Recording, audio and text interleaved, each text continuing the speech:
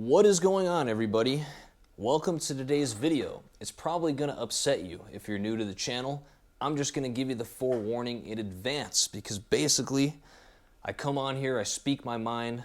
I've been in the music industry for 10 years, been a musician for 20 years. I've actually ended up meeting, quite a few of the people sometimes that I mention on the channel, although in today's video, that is not the case.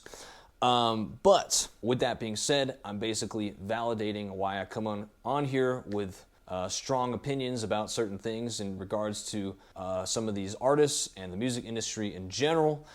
And today is not going to be any different. This has been a topic on my mind for many years now, actually, at this point, and I've kind of not said anything about it until now. And I feel like not a lot of people have said, if anyone has publicly stated this opinion before. But we're going to talk about a band that I think is a fraud. Before I jump into today's video, I just want to mention my free monthly newsletter. If you hit the link in the description below, it will forward you to my website with a sign-up form, and you will be forwarded my free monthly newsletter as well as all of my tabs for every single video on my YouTube channel. And of course, with that, you'll have access to my email address. Please feel free to email me with any guitar or gear-related questions anytime. So with that being said, let's just jump right into today's video. So the band that I speak of is Pantera, and I'm going to use the quotations a lot throughout this video because to me, Pantera is not Pantera. I don't even feel comfortable saying the name of their band without the two obvious members of the band that essentially made the band. Now, to give you a little backstory on my parasocial relationship with Pantera, you could say. Pantera was easily probably my favorite band at one point in high school, for sure, to the point where I've overplayed their music. I mean, I don't really listen to them anymore because of how much I have listened to them in my life. I want to say that like all of their albums were my favorite album at some point in my life. Cowboys was probably my least favorite, but every other album was like just a knockout. Vulgar Display of Power was probably my favorite album at one point, and then when I burned out on that, Far Beyond the Driven was my favorite album. Then when I burned out on that, Great Southern Trendkill was my favorite album. So those three albums, and I know I'm missing the last one, but I never really liked the last one too much either. But those three albums in a row, and honestly Cowboys included, we could say those 4 albums in a row, were such heavy hitters for me in my musical life. They heavily influenced not only my playing from Dimebag Darrell, but also the way I perceived music, wrote music, and understood music. So Pantera was a very influential band for me, and I actually have a couple of friends that personally were friends with Vinnie Paul before he passed.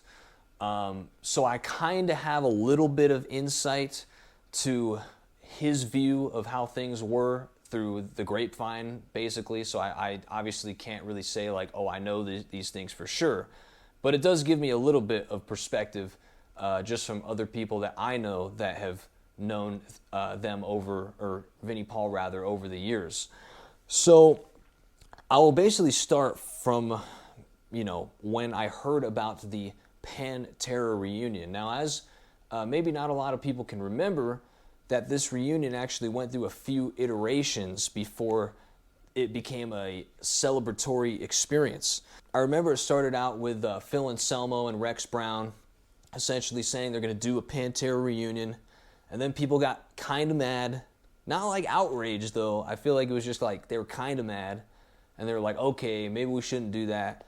We're going to change it to a celebration of life, essentially. Basically, I'm probably paraphrasing that a little bit, but whatever they called it for Vinnie Paul and Dimebag Darrell. And then came the lineup, and this is where it kind of was like, that's weird. And that's when they got Zakk Wylde and Charlie Benante to play in the band. And now, allegedly, Zakk Wylde and Charlie Benante were friends of the band, specifically Dime and Vinnie. And they were, basically saying stuff like, oh, Dime and Vinnie would just get a kick out of watching us try to play their stuff, blah, blah, blah, ha, ha, ha. Well, when they were saying this, I really couldn't help but feel like this was a little bit disingenuous for a lot of reasons, but the main reason being that Vinnie Paul specifically did an interview pretty close before his passing where he basically stated that Phil Anselmo was someone that he had so much disdain for at that point in his life that he never saw himself talking to him ever again. It said on Wikipedia that you stated that you're not interested and will never talk to Phil Anselmo again. I'm not, and that's all we need to say about that. All we need to say. Yeah. But a fact for you. That is true. You've once again stated that a Pantera reunion is completely out of the question. Why do you think people don't get tired of talking about it? People are selfish, man. You know, they want what they want. They don't care what you want, you know. And it's unfortunate that people go, oh, wow, man, they could get Zakk Wylde to jump up there on stage and it's Pantera again. No, it's not. Yeah. It's not that simple. You know, if Eddie Van Halen wants to get shot in the head 4 times next week, and would everybody be going, hey, man, Zakk, go play for Van Halen. Just call it Van Halen. You see what I'm saying? I mean, it's really selfish for people to think that, and it's stupid. They call it a reunion for a reason. It's called bringing the original members back to what it was, you know.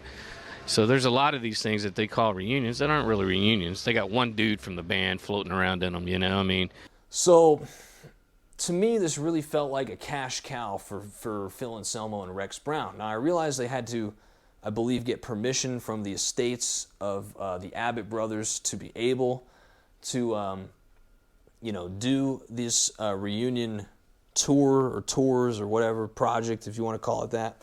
So I realized there was some sort of leeway from the estate side of things, but I couldn't help but think that Vinnie Paul especially would have a huge issue with Phil Anselmo and Rex Brown trying to do this, let alone I'm sure if they asked him to do it while he was still alive, he would have definitely said no. And obviously I can't speak for what he would have done, but that's my speculation of probably what would have happened. It'd probably be the same even if Dime was still around. I'm sure that both of them would have been probably adverse to doing this, especially the way things were left, from what I'm aware of how it was, when they split the band. So it seems like everybody basically left on very bad terms for the most part, where you have one side of the band being the brothers and the other side of the band being Phil Anselmo and Rex Brown. Now, with that being said, I feel like these things were disingenuous because it just seems like there's a bit of a lack of respect for the whole idea of calling it Pantera rather than maybe just making a new band name. Example, Metal Allegiance. I actually worked a few shows for them back in the day when I still lived in LA, and they did a really good job of coming together with a bunch of supergroups, calling it a new name, even if certain members had basically bad blood with their former bands, but they would all do each other's songs, like Dave Lombardo and Dave Ellefson and Chuck Billy. I'm trying to think. The guy from Testament was on stage, and Jeff Loomis was there too.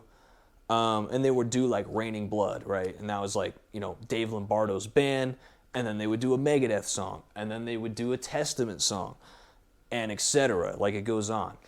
That to me is a very respectable way to not only kind of keep your integrity as a former member of a certain band, but also not like making a situation sour, basically, especially if the band is still around or however things were left is like, yeah, you know what, hey, it's, we don't have to get along, but I'm still going to perform the songs that I wrote with you guys, or I was on, basically, the record in this other band. We're not going to use the name, but we're just going to come together and all have fun with it. That's kind of what it felt like the Pantera thing should have been. It felt like it should have been something more to the effect like, this is Phil Anselmo and Rex Brown's band, new name, hired these two guys, we're going to just do like a ton of Pantera songs. And it's going to be awesome. But we're not going to call it Pantera. Something about using the name Pantera, I think, is what rubbed me the wrong way over time. And this was a slow burn. This didn't like immediately hit me in the wrong way the first time, like when I first saw it happen. But it definitely was one of those things where I'm like, that's weird. And then over time, as I've seen it grow, and people have kind of just like let go of the fact that this is actually not Pantera, but they're saying, oh, I saw Pantera. It's like, no, you did not. You definitely did not see Pantera. I'm sorry. Damage Plan would have been much closer to seeing Pantera than Phil Anselmo and Rex Brown.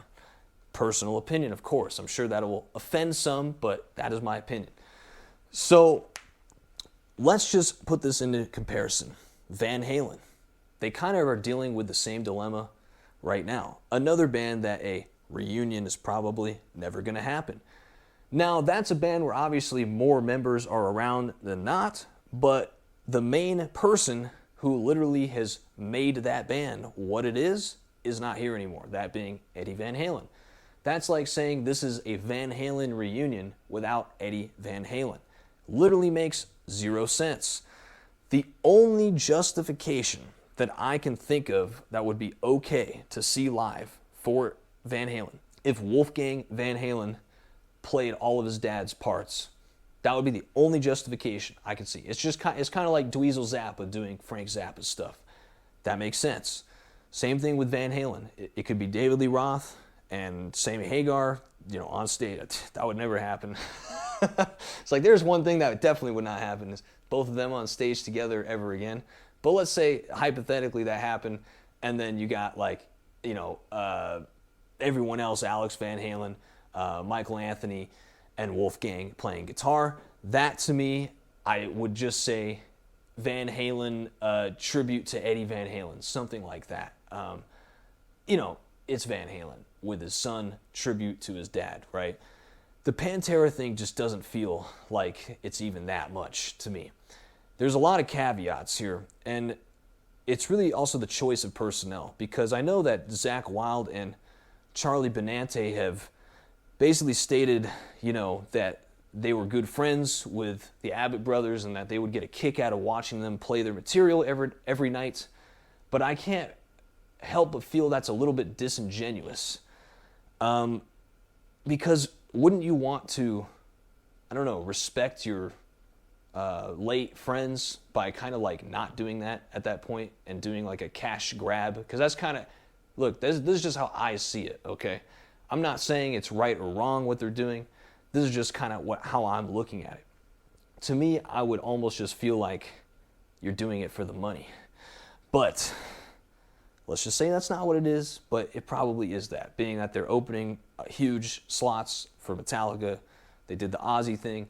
They're even doing some headlining shows from what I've seen. A lot of them have been openers, though, from what I've seen. It just doesn't feel right, I guess would be the best way to put it. It feels a little disingenuous. Also, the choice of personnel is a little bit weird to me, because Zakk Wylde really cannot hang at all with Dimebag's stuff. Dimebag is basically like the Eddie Van Halen of the 90s. If you could honestly put it into that perspective. Like he was that good. Definitely an underrated player, in my opinion. Some people would say, oh, he's overrated. No, he's not. He's definitely underrated, because I think he's kind of got the Eddie Van Halen thing. This is always the thing. The rhythm guitar playing in itself alone, without the lead stuff, is underrated. It's pretty hard to play. I'm going to just be honest with you. Like, you do have to practice that material. I've been given a run for my own money before playing Pantera riffs, even at the skill level that I'm at, guitar-wise. Like, there's stuff that's hard to play. I'm just not going to sugarcoat it. Dimebag was a good guitar player. And, obviously his lead playing was awesome as well. Did so many things that were innovative at that time.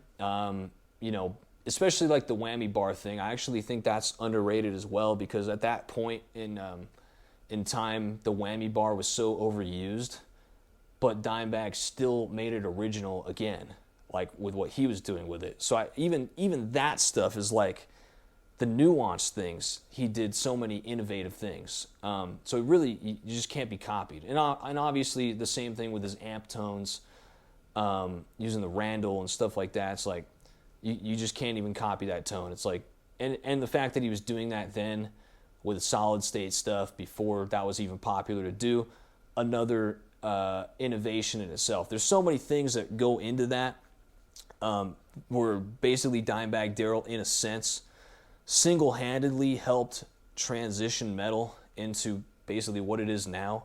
And even like what they looked like, with the shorts, just wearing like tank tops and shorts, basically looking like Nirvana in a metal band. Phil Anselmo, he basically every singer wanted to look like him, shave your head, look like a tough guy kind of thing. To all their credit, they even kind of innovated a look that metal ended up adopting to this day, honestly, you could say, for a lot of it. So much there, right, to unpack. And I'm not going to take away anything from any of the band, right? Like, it took all 4 of them to create that sound in that band. But if we're really looking at it from, I think, a kind of a more logical perspective, it's like, yeah, Dimebag and Vinny were the glue of that band. And when I think of Pantera, I immediately think of guitar riffs and those drums. And being that Dime wrote a lot of the drums as well. So it really was kind of his band when you think about it. So watching Zakk Wylde kind of struggle to keep up with these, a lot of these riffs, frankly, and some of the lead stuff too, is kind of, it just feels a little bit tough to watch sometimes. It feels like he was, let's just say the entire thing was justified, right? It's like, all right, we're doing this Pantera reunion. Them picking Zakk Wylde to me doesn't make any sense. It's like, you can't really hang with these riffs, man. You don't have it, and that's, like, it's fine, no shade, I guess, to Zakk Wylde, but it's like, man, you probably should have figured that out before you went on an entire tour and then started kind of like slopping through some of these riffs, man, especially when you're gonna like do a celebratory thing, paying homage to the Abbott brothers. It's like, man, you better play their stuff really good, especially since they're not around to play it, right? And you're marketing it as this thing. And then Charlie Benante, I mean, he's Charlie Benante. I don't really have anything to say about him too much. I mean, he's good. He's fine, I suppose. I think to me, it really is more about the fact that they use the name Pantera. That to me is just not right. And I've kind of felt that way the whole time they've been doing it. It just feels like something's missing about it. It feels a little disingenuous to me. And I guess somehow the estates cleared this to happen. I don't fully know what went into that, but it just doesn't feel like a lot of people are saying this right now about this going on. And this is, this kind of goes also to my other points about like bands retiring and, doing the cash cow thing when they're legacy acts. Like, that's kind of what this feels like too. And it really feels like they had to really try to do it because of the fact of everything I just mentioned, with it just being Phil Anselmo, Rex Brown, kind of the issues that were going on in the background before this came to fruition. A lot of it I don't know, it just doesn't seem right to me. I personally wouldn't pay to see Pantera right now, and I don't know, those are just kind of my thoughts on the subject. So maybe you guys totally hate this video, and maybe you think my take is terrible. Leave it in the comments at this point. Leave it in the comments if you agree. There you go. That's my thoughts for the day. I feel like Pantera is a fraudulent band at this point. I don't feel like it is Pantera, and I feel like it was a bit disingenuous to use the name Pantera and kind of, go through all these angles of like switching it up from like, oh, we're Pantera. Well, actually, never mind. You guys got mad at that, so now we're going to say we're paying homage to Pantera, blah, blah, blah, this, that, and the other thing. To me, it's just like, man, just don't use that name. That's really my only thing at the end of the day. So these are my thoughts. Maybe you don't like it. Either way, that's fine. Leave it in the comments below. What do you think? Thanks for watching today's video. Make sure to subscribe to the monthly newsletter. Link in the description below. Totally free. Sign up. Free monthly newsletter. Free written guitar lessons sent to you every month. Also access to all my tabs. And with that being said, I will see you on the next one.